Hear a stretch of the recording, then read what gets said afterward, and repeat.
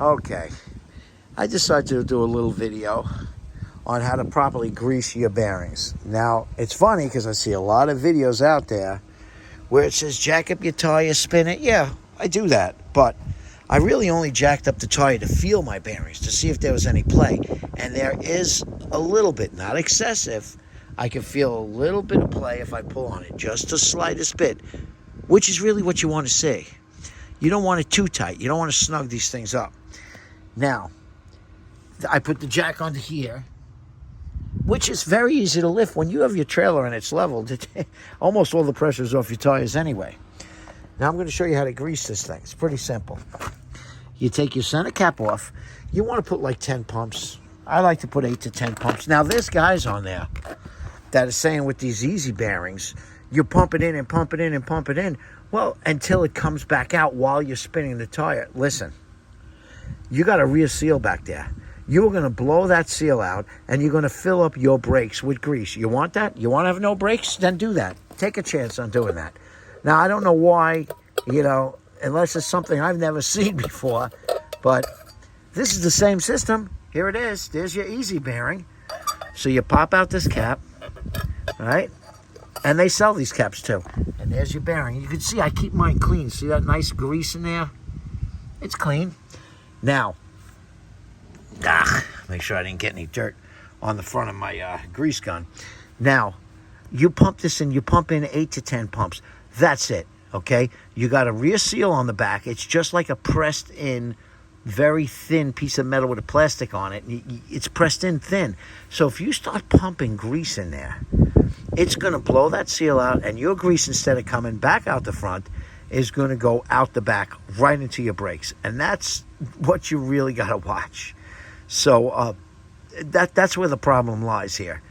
And I know that there's people putting these videos out there telling you to do this. And I was watching it, and no one's commenting about it. No, everyone's just accepting it for the fact. But I'm telling you what's going to happen if you do that. You're going to blow your seal out. Put 10 pumps in there. What this is you have a rear bearing. Okay, you have a rear bearing, and you have a front bearing, which is just behind that. So you have a front bearing and a rear bearing. Now, the spindle has 2 holes in it. One near the back bearing, one near the front bearing. That's it.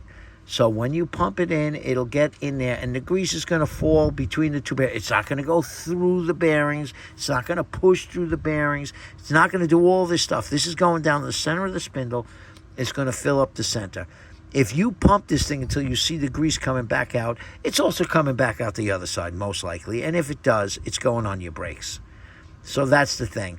The only really correct way to do this is to take this thing apart and grease it by hand, or get a bearing greaser when you take the bearing off and actually squeeze the grease through the bearings, or do it by hand and smush it through all the bearings. You are not forcing it through by putting it in here.